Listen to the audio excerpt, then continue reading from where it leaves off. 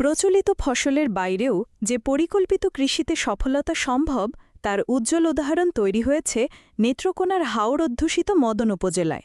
সেখানে এক কৃষি উদ্যোক্তা তার বাবার নামে গড়ে তুলেছেন ফলের বাগান, যেখানে এখন গাছে গাছে ঝুলছে রসালো মালটা আর ১২ মাসে আম গাছে ধরেছে মুকুল। দিগন্ত বিস্তৃত হাওড়ের মাঝে একখণ্ড সবুজ স্বর্গ। নেত্রকোনার মদন উপজেলার আলমশ্রী এলাকায় প্রায় ১০০ একর জমির উপর গড়ে ওঠা এই ফার্মটির নাম Mofil Uddin Chowdhury agro fisheries project. China company সিএমজিড বাংলাদেশের কান্ট্রি ডিরেক্টর সারোয়ার জাহান চৌধুরী পলাশ তার পিতার নামে এই সমন্বিত কৃষি খামারটি গড়ে তুলেছেন। আমাদের এই agro farm Mofil Uddin Chowdhury agro fisheries project প্রায় ৩ বছর হলো। এটা গাছপালাগুলি মোটামুটি বড় হয়েছে। এবার এসে দেখলাম যে এখানে আমের মুকুল এসছে। এগুলি ১২ মাসি আম, বেশ কিছু গাছেই আমের মুকুল এসছে। বাগানে প্রবেশ করলেই চোখে পড়ে সারি সারি মালতা গাছ। প্রতিটি গাছের ডালে পাতার ফাঁকে উকি দিচ্ছে টসটসে মালতা। স্নিগ্ধ সবুজ ফলের এমন সমারোহ শুধু চোখকেই আরাম দেয় না, মনেও এনে দেয় প্রশান্তি। পরিচর্যাকারীরা জানালেন, সঠিক যত্ন নেওয়ায় এবার ফলন হয়েছে আশানুরূপ, আর কিছুদিনের মধ্যেই এই মালটা বাজারজাত করা হবে। বাগানের সবচেয়ে বড় বিস্ময় এই ১২ মাসি জাতের আমগাছগুলো। যেখানে বছরের নির্দিষ্ট সময়ে আমগাছে মুকুল আসে, সেখানেই বাগানে প্রায় সারা বছরই আমের মুকুল দেখা যায়।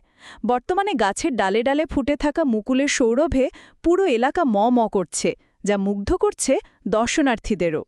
মফিল Uddin Chowdhury agro fisheries and ফার্মের যে এই জায়গাটাতে এসেছে, আমার দেখে খুব ভালো লেগেছে। এটা স্বত্বাধিকারী সারোয়ার জাহান চৌধুরী পলাশ ভাই। তো উনি অত্যন্ত রুচিসম্মত একজন ব্যক্তি। উনি যে এই ফার্মটি তৈরি করেছেন, এটা আমাদের জন্য দেখে খুবই ভালো লাগছে, এমনকি আমরা উৎসাহিত হচ্ছে এটা দেখে। আমার মনে যে কেউ এটা দেখে ভালো লাগবে, যে কারো।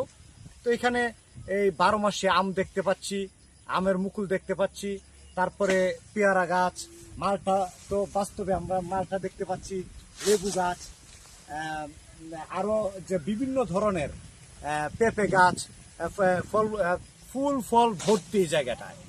সারোয়ার জাহান চৌধুরীর এই উদ্যোগ শুধু তাকেই সফলতা দেয়নি, নতুন সম্ভাবনার দুয়ার খুলে দিয়েছে স্থানীয়দের জন্য।